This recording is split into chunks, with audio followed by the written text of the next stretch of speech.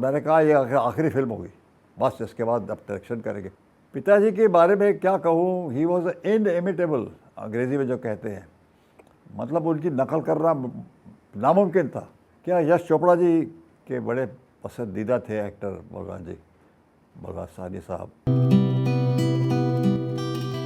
देखिए, पवित्र पापी जो नॉवल था उसके ऊपर मैंने तकरीबन 1-1.5 साल काम किया on the script. Nanak Singh ji का नॉवल है, पिताजी के बड़े दोस्त थे, वो चाहते थे कि इसकी फिल्म बने और मैं डायरेक्ट करूं। तो वो मैं पूरा स्क्रिप्ट लिखा, बड़ा उसके ऊपर मेहनत की मैंने, 1-1.5 साल डायलॉग्स वगैरह लिखे, सीन डिवीज़न की उसकी मगर बाय द टाइम ये अनोखी रात बड़ी हिट हो गई और लाइन लग गई एक्टर बनने की। तो प्रोड्यूसर साहब ने कहा कि माफ़ करना, आप डायरेक्शन मत करो, आप इसमें एक्टिंग ही करो। तो वो करना पड़ा, मगर वो मुश्किल नहीं था क्योंकि मैंने खुद लिखे थे डायलॉग्स वगैरह, सब स्क्रिप्ट खुद लिखा था, इस कैरेक्टर को अच्छी तरह समझता था मैं। और मैंने कहा ये आखिरी फिल्म होगी, बस इसके बाद अब डायरेक्शन करेंगे, मगर वो भी हिट हो गई और उसके बाद बस फिर लाइन लग गई। और पिताजी के बारे में क्या कहूँ, ही वॉज इनइमिटेबल, अंग्रेज़ी में जो कहते हैं, मतलब उनकी नकल करना नामुमकिन था। और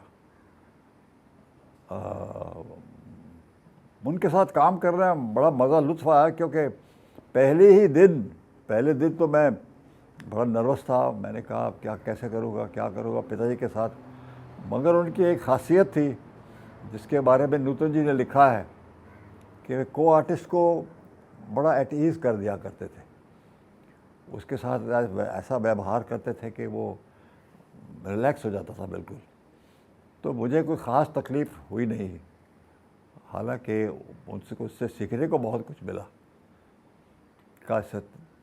कैमरे की तरफ देखो, the greatest thing I learn from him, उनसे जो मैं सीखी सबसे बड़ी चीज़ वो ये थी कि डोंट एक्टिंग मत करो, बिलीव, यकीन रखो पूरी तरह से, कौन हो, कहाँ हो, किस वक्त हो, किसके साथ हो, तुम्हारा ताल्लुक़ क्या है को आर्टिस्ट के साथ, यानी कि अपना पूरा जो वो है भूल जाओ और कैरेक्टर में कैसे घुसो।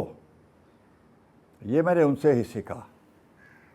मगर ऑफ कोर्स जो काम उन्होंने किया है वो उन जैसा काम दूसरा कोई कर नहीं सकता। क्या यश चोपड़ा जी के बड़े पसंदीदा थे एक्टर बलराज जी, बलराज साहनी साहब। He used to love dad and almost in every film he was there. और जब उनका देहांत हुआ तो उन्होंने मुझे चुना, पहली फिल्म थी उनके साथ कभी कभी मेरे ख्याल में, और फिर उसके बाद दूसरी फिल्में आई। उनके साथ काम करने का लुत्फ़ ही अलग था। वो लिखते इतना बढ़िया थे कि डायलॉग में और जो उसके रिमार्क्स होते थे उनमें पूरा खाका होता था एक्टर को बोलने का। तो उनके साथ 2-3 फिल्में की और बहुत कुछ सीखने को मिला उनसे। उनकी खासियत ये थी कि वो सेट पे ज़्यादा बोलते नहीं थे काफ़ी कुछ एक्टर के ऊपर छोड़ देते थे और कभी एक बार भी उन्होंने टोका नहीं मुझे कि ऐसा नहीं, ऐसा करो, ऐसा नहीं, ऐसा करो।